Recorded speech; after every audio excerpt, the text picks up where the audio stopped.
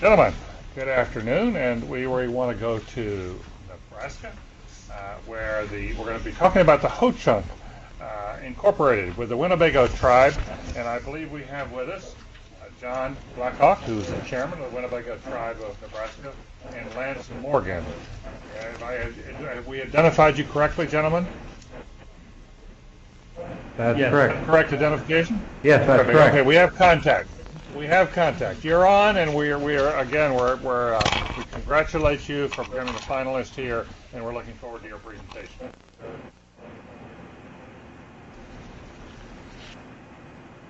You go. You want to go first? No, you go first.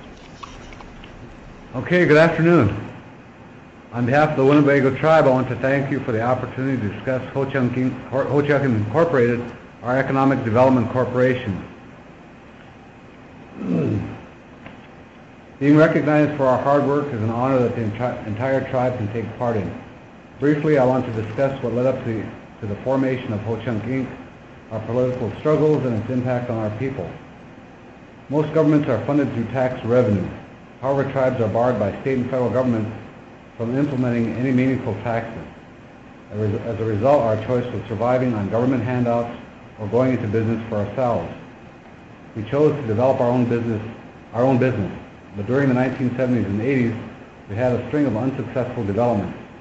We were inexperienced, had little or no capital, and even worse, we were trying to run our businesses under a government-style decision-making process. In order to be successful, our tribal council knew that we had to separate the business and government functions. After several failed attempts at developing our economy, we opened a modest gaming operation in 1992. We knew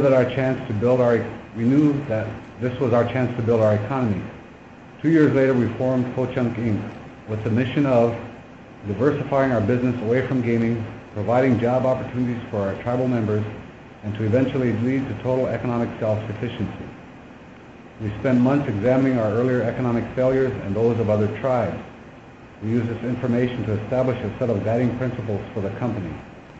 We knew the company needed to be separate from the political process, so we set up a separate board and empowered it with full decision-making authority. We knew the company needed capital, so we allocated 20% of our desperately needed gaming revenue to use for long-term development. We also allowed the company to reinvest every penny it made the very first 5 years. Politically, the decision to establish Ho-Chunk Inc. was controversial. With a 70% unemployment rate, it was difficult to justify spending a large portion of our income on projects whose payoff was measured in years. However, we survived this early stage, and today Ho-Chunk Inc. has become one of our real success stories. Personally, I think our financial success is great, but I also believe Ho-Chunk's true impact can be measured in the differences that it made in our community, in our children, in our daily lives. People are working, they are providing for their families, and they are taking pride in being Winnebagos. All these things have improved our quality of life, and I truly believe that this is what really matters. Thank you. Thank you for this opportunity. In 2000, we won the Honoring Nations Award for Excellence in Tribal Government, largely for our business success and the model we established for separating business and politics. Right now, our process is being emulated by several tribes. In the last 6 months, 5 tribes have set up exact copies of Ho-Chunk Inc., and over a dozen tribes have visited our offices. We've also sent out over 50 CD-ROMs with all of our legal documents on it to tribes interested in setting up a similar structure. We view this sharing of information as a very important part of what we do, but understand from our perspective, we did all of this in 1994. It really is old news to our tribe. John and I talked about this, and we wanted to use our time to emphasize the real-life social benefits of our success, as used to rattling off all of our corporate statistics. But I think it might be helpful to integrate some of our economic statistics with some of our social ones. For example, Ho-Chunk Inc.'s revenue has grown from $400,000 in 1995 to a projected $50 million this year. During that same period, our unemployment rate has went from 70% to just over 15% this year. In 6 years, our annual net income has grown from zero to well over $1 million. In those same 6 years, the number of families in our community on welfare has dropped from 144 to 35. In 1970, the tribe had less than 10 employees. Today, the tribe is the second largest employer in northeast Nebraska with over 1,000 employees. We have always felt that the well-documented social problems on reservations are really just problems of extreme poverty. By attacking the disease, poverty itself, and not the symptoms, the social problems, we've been able to drastically reduce our rates of unemployment, alcohol and drug abuse, juvenile crime, and greatly increase the number of our members working and going to college. To sum up both our remarks, our story is really about a government who identified a core problem, our lack of revenue and poverty, developed a unique, socially inspired plan, and committed a very large portion of our resources to making it happen. Fortunately, it worked, and it seems that we have finally turned the corner and have a real chance to determine our future. Thanks again. Thank you, and congratulations to you and for your entire effort. Now to questions here, please. Yeah, Carl Weisbrod. Thank you. I appreciate the structure and the diversification of your revenues. How is that faring in the current economic climate? I guess I can answer that. Really, our businesses are based upon poor people. We sell cheap gas. We sell products that maybe aren't very expensive. We sell products that we need in our regional area here. You know, we have a grocery store, for example, and you always need the food, and we sell gas, and you always need gas. So we actually haven't been affected much at all. Ed Dorn. I'm very impressed by the revenue growth. It's quite phenomenal. And I appreciate what you're saying about the economic and social impact on the community. But I'm wondering where the business is coming from. It's not clear to me whether or not you have actually generated new business and new revenue, or whether much of this revenue is coming from the acquisition by the tribe of existing businesses. That is, have we taken, if I can put it crudely, have you taken Anglo businesses and put an Indian name on them? We've purchased a couple of businesses.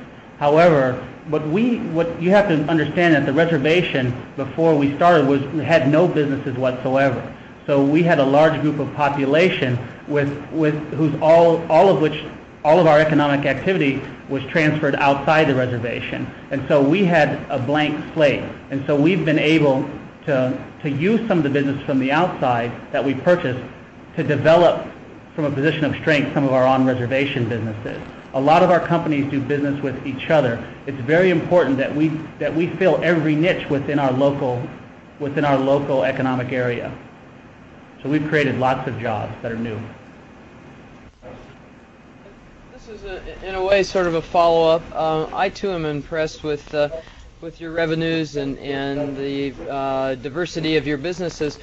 My question is, what is your relationship with, quote, the outside communities, the non-Native American communities around you, and also with the federal government? I think in terms of the off-reservation population, it's been a long-term effort of our tribes, and I've been here for about 16 years.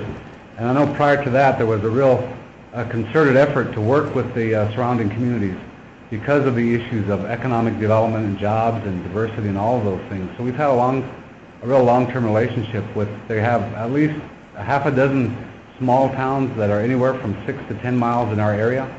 And so there is a need to do that, as well as the athletics that we participated in high school and beyond that. So there's been a concerted effort to really look at something like that. Lee, please. I'm Elizabeth Shore. What is the key to other tribes being able to do what you've been able to do? Is it the stuff that's on the CD-ROM? Is it a change of mindset? Do they need other kinds of help in being able to implement what you've shown you can do? I think we both have an answer which may be different. I'm not sure. But to begin with, I think you need a a group of individuals from the political side and from the community who have that leadership to begin to say, here's something we need to do, here's something we need to invest in, and to build that kind of structure, which is in more theory than anything else, to get people saying, we really want to do something for our future, we really want to do something for the children. And what is that? What can that be? And the obvious question for a depressed economy is job creation, economic development, self-sufficiency, all those wonderful things. And then you begin to look at a plan. How do we do that? Knowing we've had a number of success or a number of failures in having the tribal government trying to do that, realizing that separation has to occur in order for us to be successful. So it's taking a real hard look at your community as well. And, Our legal documents are really just the bare surface of what you need to do. You need the political commitment and the desire to actually step back and empower the entity to move forward. And without that, it's just something that looks good on paper. And I think lots of tribes have something that looks good on paper. And my hat goes off to our tribal government for really allowing us the opportunity to flourish. I tell tribes all the time, don't try to emulate what we do in business. It works for us, but it may not work for you. Try to emulate the tribal structure and the commitment that they've made to this. Gentlemen, our time has expired, but we have one more question from Pat Sykes. Just a follow-up to Susan's question.